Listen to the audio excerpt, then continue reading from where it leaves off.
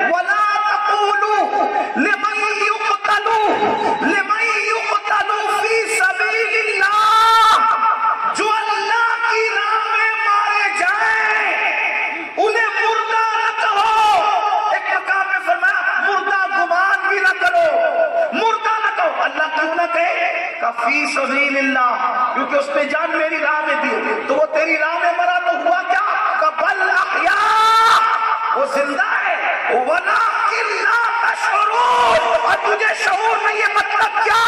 ارے مرنا تو کبھی نہ کبھی تھا اور مر کے مٹی میں ملنا تھا، لیکن اللہ کے لیے جان دے دی، تو نے فانی جان دی، اللہ نے تجھے اس سے بہتر زندگی عطا فرمائی۔ جو بھی اللہ کی راہ میں دو گے، اللہ کی راہ میں جو دو گے اللہ اس سے بہتر دے گا۔ توجہ ہے آپ کی، جو دو گے، وقت دو گے بہتر وقت ملے گا، جان دو گے بہتر جان ملے گی، مال دو گے بہتر مال ملے گا۔ اگر یہ فلسفہ سمجھنا ہے اور اتنا دے گا تو تھوڑا دے گا اللہ تجھے زیادہ دے گا۔ آپ نہیں دیکھتے ایک بزرگ ہے، اب آپ کے ذہن میں بات آتی چلی جائے گی، آپ نہیں دیکھتے ایک بزرگ ہے رات دن دعا کرتے ہیں رب ہب لی من الصالحین، رب ہب لی من الصالحین، رب ہب لی من الصالحین۔ داڑھی سفید ہو گئی، سر کے بال سفید ہو گئے، 80 سال سے زیادہ کی عمر ہو گئی، اللہ نے دعا قبول فرمائی اور دعا قبول کرنے کے بعد ایک خوبصورت بیٹا عطا کیا۔ بیٹا عطا کرنے کے بعد وہ بیٹا چلنے پھرنے لگ گیا، تو پھر کیا ہوا؟ اللہ نے خواب دکھایا، اے میرے بندے میری راہ میں یہ بیٹا قربان کر دے، میرا یہ بیٹا اللہ کی راہ میں تیرا یہ بیٹا ذبح کر دے، یہ بیٹا تیرا قربان کر دے۔ کیا ہوا؟ انہوں نے صرف خواب دیکھا، انہوں نے صرف خواب دیکھا، ایک لوتے بیٹے کو لیے لے جا کر کے گردن پہ چھری رکھ دی۔ آپ سے پوچھتا ہوں ہم اور تم ہوتے تو کیا کرتے؟ آپ کہیں گے کیا کرتے؟ ہو سکتا ہے آپ بھی بول سکتے ہم بھی رکھ دیتے۔ میں کہتا ہوں جو فجر کی نماز کی یہ وقت نیند کی گردن پہ چھری نہ رکھے، جو فجر کی نماز کی محبت میں نیند کی گردن پہ چھری نہ رکھے، وہ بیٹے کی گردن پہ کیا چھری رکھ دے؟ یہ تو صرف بولنے کی باتیں ہیں، نعرہ لگانا اور ہے، جلسے میں بات کرنا اور ہے، پریکٹیکل لائف میں باتیں کرنا اور ہے، لیکن تاریخ گواہ ہے مینا کی وادی کے اندر ایک لوتے بیٹے کی گردن پہ چھری رکھ دی۔ عقل کہتی تھی ابراہیم اتنا خوبصورت ایک لوتا بیٹا کا قربان کرتا ہے جو درجنوں سال کی دعاؤں کے بعد ملا ہے۔ عشق کہتا تھا ابراہیم قربان کر دے، کیونکہ اللہ کی شان ہے، اس کو جو دو وہ اس سے بہتر پلٹ کر عطا کرتا ہے۔ تو عقل نے کہا ارے اسماعیل سے بہتر کون ہو سکتا ہے؟ تو عشق نے کہا اسماعیل کی گردن پہ رکھ کے دیکھ، پھر وہ بہتر دینے پہ قادر ہے۔ جیسے چھری رکھ دی، قدرت نے کہا اب تک تو اسماعیل کا باپ تھا، چھری رکھنے کے بعد ہم نے تجھے محمد رسول اللہ کا دادا بنا دیا۔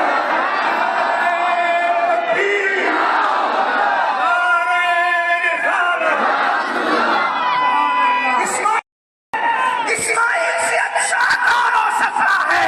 تو ہم کہتے ہیں اسماعیل اچھے تھے، لیکن میرے باپ کہتے ہیں سارے اچھوں میں اچھا سمجھیے جسے ہے، اس اچھے سے اچھا ہمارا نبی، سارے اونچوں میں اونچا سمجھیے جسے ہے، اس اونچے میں اونچا ہمارا نبی۔ اور اسماعیل خوبصورت ہے مگر حسن کھاتا ہے جس کے نمک کی قسم، وہ ولی ہے دلارا ہمارا نبی۔ کون دیتا ہے؟ دینے کو پہنچائیے، دینے والا ہے سچا ہمارا۔ اللہ کی راہ میں اسماعیل جیسا دیا، اللہ نے ان کو محمد رسول اللہ جیسا تھا، یعنی اللہ کی راہ میں دینے کی بات۔ اور آگے چلیے تھوڑی دور، یہاں اسماعیل علیہ السلام دیا ایک، اللہ نے سید الانبیاء پلٹ کر دیا ہے۔ اسی لیے میرے نبی پہ جب درود پڑھا جاتا ہے تو ہر مرتبہ کسی اور نبی کا نام نہیں لیا جاتا، حضرت ابراہیم علیہ السلام کا نام لیا جاتا۔ اللہ کی راہ میں دینے کی کا انعام دیکھو، امام شبیہ پیغمبر دیا امام حسین، قاسم جیسا خوبصورت دیا امام حسین نے، علی اصغر جیسا معصوم دیا امام حسین نے، سب دے دیا۔ دیکھو حیرت کی بات دیکھو، جتنے اچھے اچھے تھے سب دے دیا، اور جو بیمار تھا اس کو اپنے لیے رکھ لیا۔ پتہ کیا چلا؟ یہ فکر حسین ہے جو وہ اللہ کے دے دو. جو بیمار ہو خود ہم تو یہ کہتے ہیں یہ بھی اللہ کی حکمت تھی. اللہ امام حسین کے عشق کی کیفیت کو جانتا ہے، اس لیے زین العابدین کو بیمار کر دیا.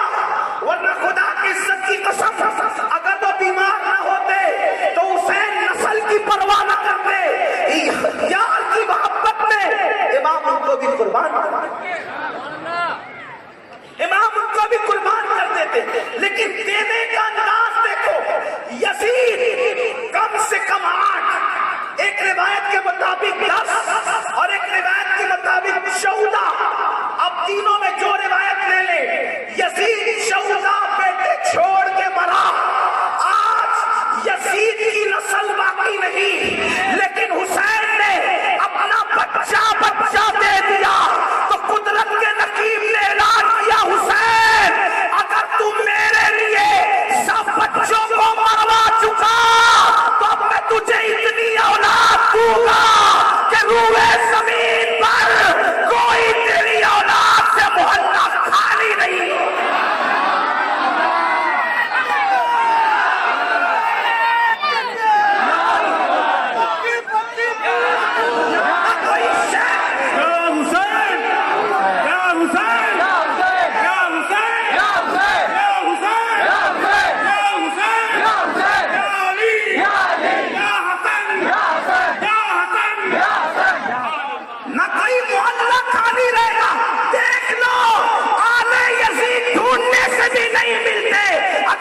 مجمع میں ہاتھ اٹھوا لوں کہ بتاؤ سید کتنے ہیں تو پتا چلے گا چاروں کونے بھی سیدوں سے بھرے ہیں اور منبر پر بھی سادات کے چہرے چمک رہے ہیں. اور یہ تو محلہ ہے، یہ تو جلسہ ہے. پھر اٹھا کر دیکھ لیں، اللہ اکبر، بغداد محلہ میں حسین باقی اولاد کے گنبد نظر آ رہے ہیں. مدینہ منورہ میں اولاد حسین کے اللہ اکبر مزارات سیدہ کے قدموں میں نظر آ رہے ہیں. اور اللہ اللہ، اے حسین تم نے علی اکبر جیسا دیا، تم نے قاسم جیسا دیا، تم نے اصغر جیسا دیا، لیکن ہم نے تم کو پلٹ کر محمد باقر جیسا، جعفر صادق جیسا، موسیٰ کاظم جیسا، علی رضا جیسا، حضرت تقی جیسا، حضرت نقی جیسا، حسن عسکری جیسا، عبد القادر جیلانی جیسا، سید احمد رفاعی جیسا، معین الدین 90 لاکھ کا کلمہ پڑھانے والا غریب نواز جیسا، وارث دیوا جیسا، شاہ برکت اللہ جیسا، صابر کلیر جیسا، وارث دیوا جیسا.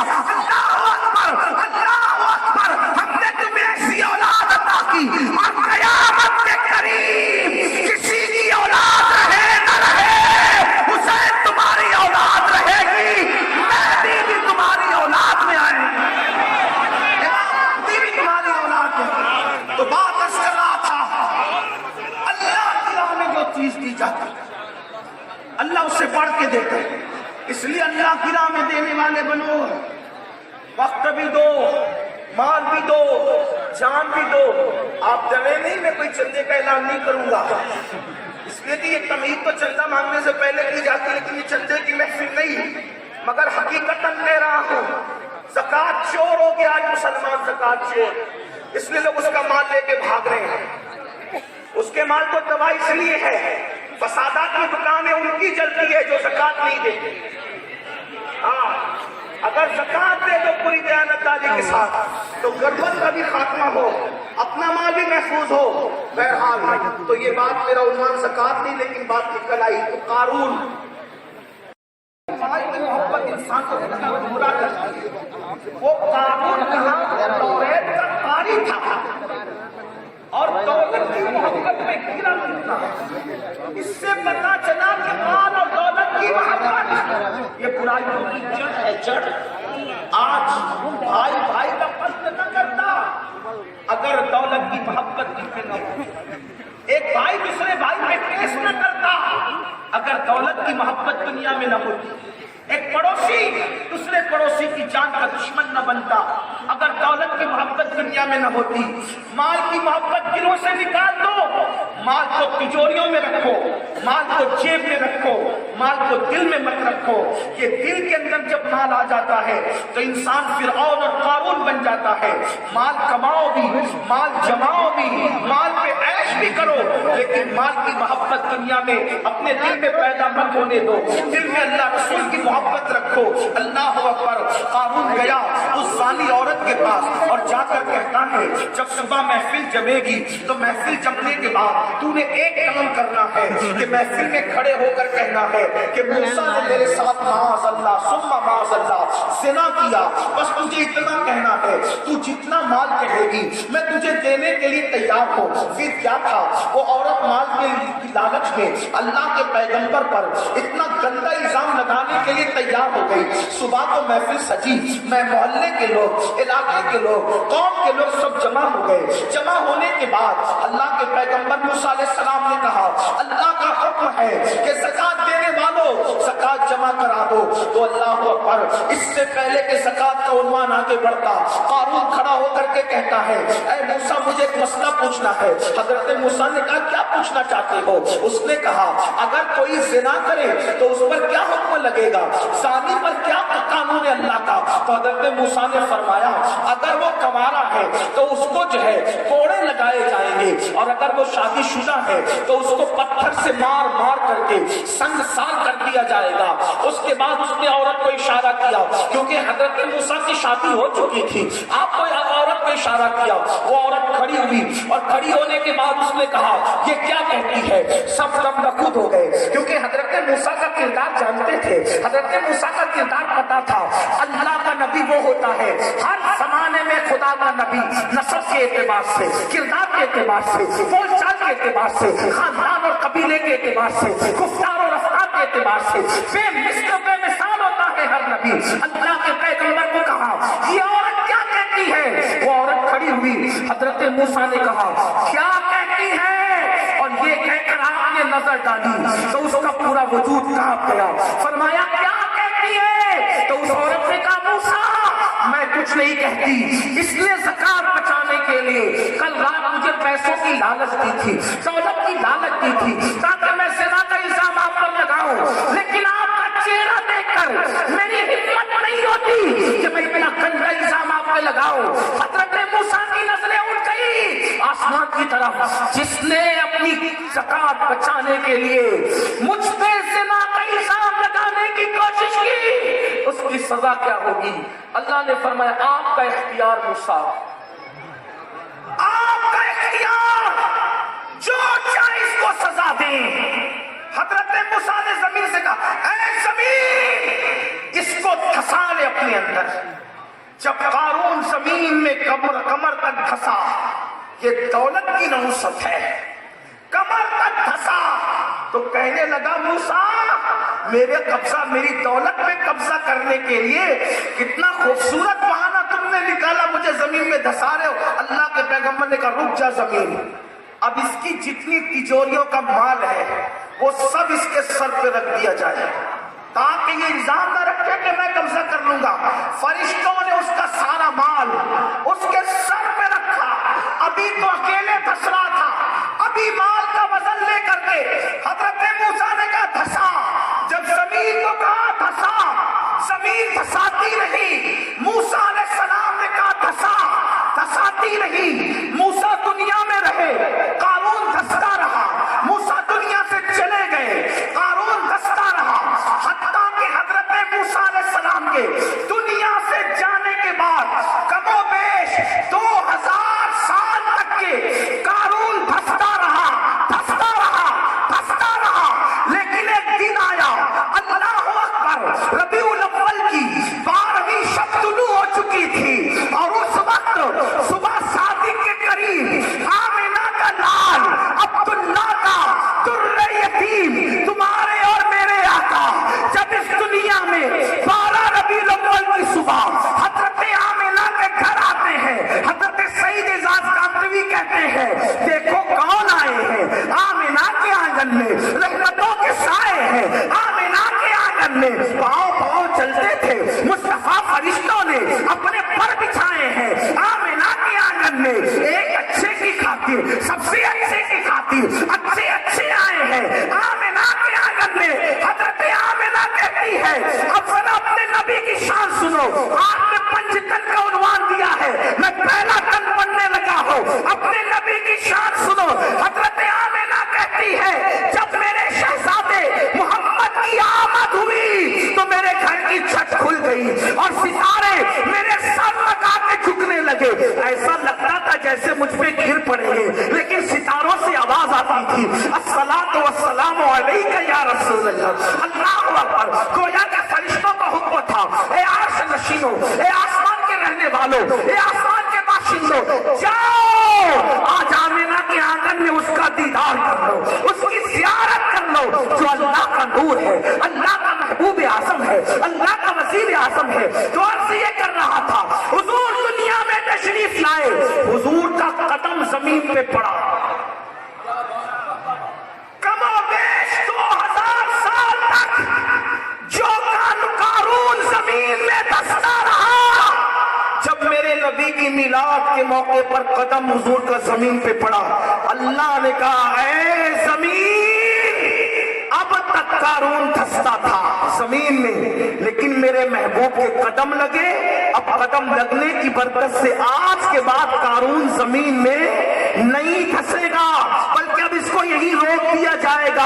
आपसे पूछना चाहता हूँ, रसूलुल्लाह से कारून का कोई ताल्लुक नहीं, कारून का हुजूर से कोई ताल्लुक नहीं, सिर्फ मिलाद हो गई, जमीन में कदम रख गया तो कारून जमीन में धंसने से बच गया। अरे जब दुश्मन खुदा को मिलाद का ये फायदा मिलता है तो नबी के गुलामों को मिलाद मुस्तफा का कितना फायदा है। आयशा सिद्दीका ने पूछा, आका यूसुफ और आपके हुस्न में फर्क क्या है? फरमाया, आयशा, अल्लाह ने मेरे हुस्न का आधा मेरे भाई यूसुफ को अता किया। अब तवज्जो करना मुसलमानों, यूसुफ इतने खूबसूरत थे, हुजूर का आधा हुस्न यूसुफ अलैहिस्सलाम को मिला, आधा हुस्न का आधा हिस्सा हज़रत यूसुफ को मिला। तो यूसुफ को देखा, तवज्जो करना, यूसुफ अलैहिस्सलाम को देखा तो मिस्र की औरतों की उंगलियां कट गई।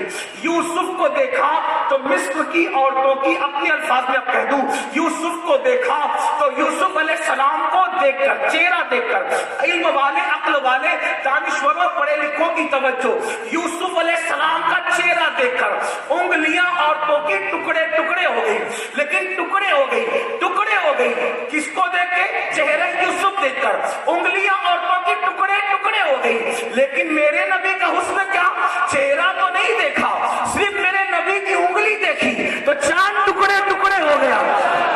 देखो चेहरे में और उंगली में फर्क क्या है? वहां चेहरा देख के उंगलियां टुकड़े होती है, यहाँ उंगली देख के चांद टुकड़े होता है। और फिर एक खास बात, यूसुफ का हुस्न देख के उंगलियां टुकड़े हुई मगर जुड़ न सकी, ये मेरे नबी का हुस्न है। उंगली देख करके चांद टूटता भी है और उंगली देख कर चांद जुड़ता भी है।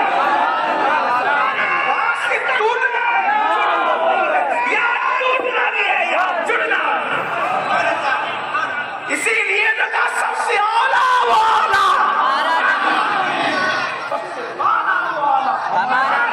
ये अपने नबी की शान है। आपने देखा हजरते मूसा अलैहिस्सलाम ने कारून को धंसाया।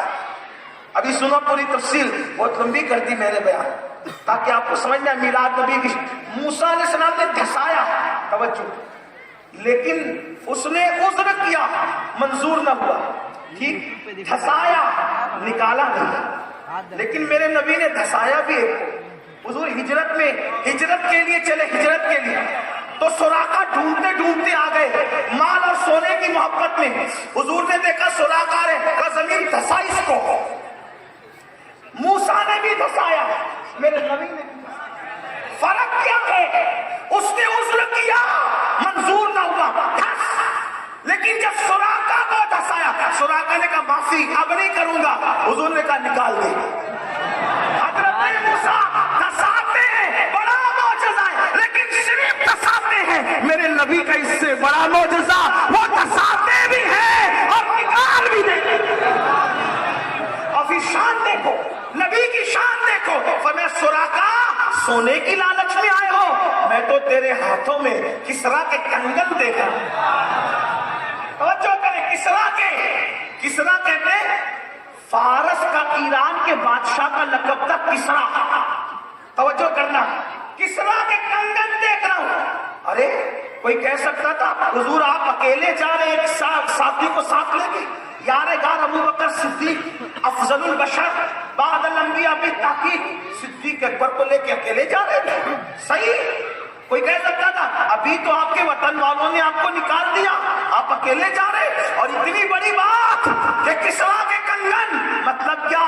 اے سراقہ، سونے کی لالچ میں واپس جا، ایک وقت آئے گا کسریٰ فتح ہوگا، ایران فتح ہوگا، اور ایران کا بادشاہ کسریٰ، اس کے کنگن اتارے جائیں گے اور وہ تیرے ہاتھ میں پہنائے جائیں گے۔ قربان جائیں مسلمانوں، پھر حضرت سراقہ مسلمان ہو گئے، اور پھر سوچئے تو صحیح، حضور کی ظاہری حیات میں ایران فتح نہیں ہوا، صدیق اکبر کی ظاہری حیات میں بھی ایران فتح نہیں ہوا، لیکن جب فاروق اعظم کا دور آیا تو سراقہ بہت بیمار پڑ گئے۔ ایک خاص بات عرض کروں گا آگے بڑھنے سے پہلے، سراقہ بہت بیمار پڑ گئے۔ دیکھو آج مسلمانوں کو اپنے نبی کی بات پر یقین نہیں ہے جیسا ہونا چاہیے۔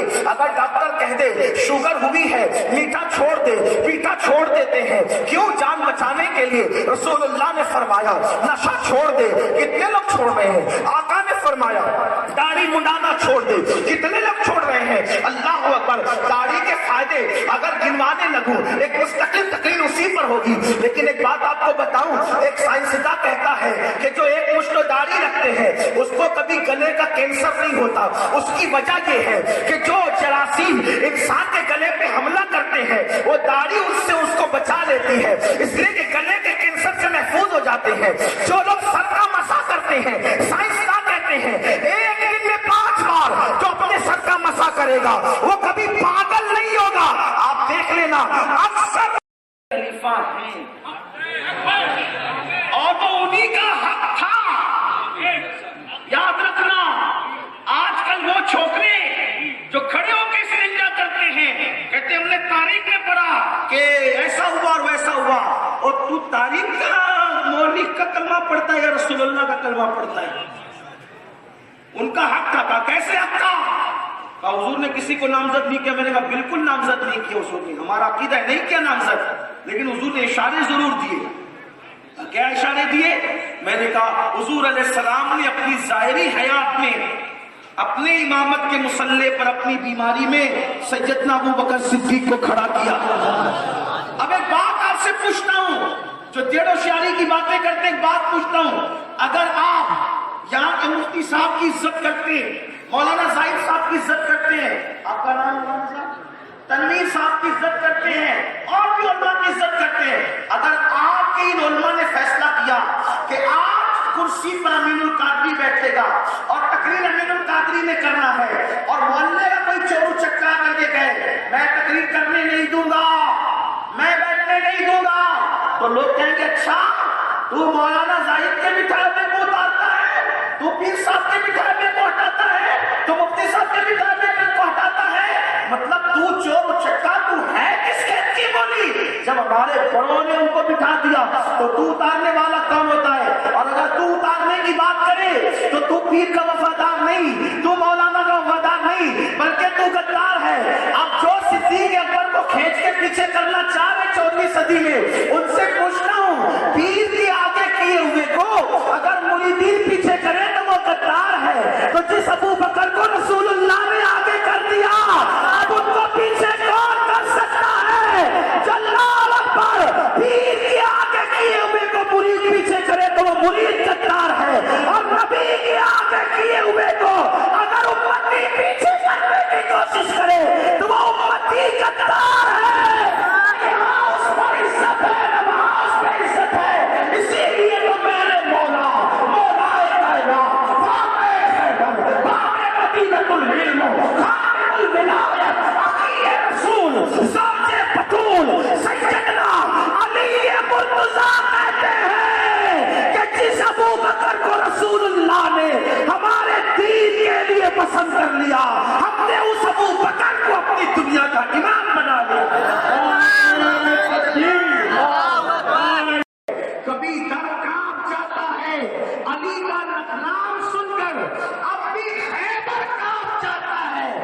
اگر مسلم جوانوں کو بہادری پیدا کرنے، بہادری علی پاک کی زندگی پر ہونی، بزدل ہو گیا مسلمان سے، بزدل کیوں؟ لڑکیاں چھیڑنا اس لیے بزدل ہوا، لڑکیوں پر باپ کی نظر ڈالنا اس لیے بزدل ہوا، حرام کھانا اس لیے بزدل ہوا، نماز قائم کرنا اس لیے بزدل ہوا، ہوا, زنا کرنا اس لیے مشکل ہوا کیونکہ گناہ انسان کو مشکل بنا دیتا ہے اور تقوی انسان کو نڈر بنا دیتا ہے. مولائے کائنات بے باک ایک لیڈر کا نام ہے. جانتے علی مرتضیٰ کی تو داستان بہت سی ہے, ان کی شان بہت ہے. اللہ اکبر. آپ کو بتاؤں بدر میں کبھی در کانپ جاتا ہے علی کا نام سن کر, اب بھی خیبر کانپ جاتا ہے. اگر مسلم جوانوں کو بہادری پیدا کرنے, بہادری علی پاک کی زندگی پر ہونی. بزدل ہو گیا مسلمان سے, بزدل کیوں؟ لڑکیاں چھیڑنا اس لیے بزدل. لڑکیوں